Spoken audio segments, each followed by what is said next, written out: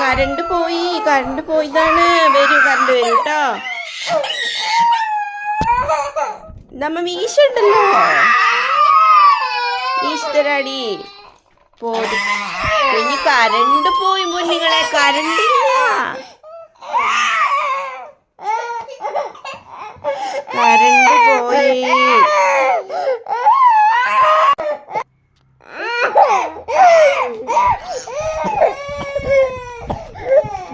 Current പോരും കേട്ടോ. അപ്പൊ കരയില്ലേ മോൻ, കരയില്ലേ, കരണ്ട് വരൂ.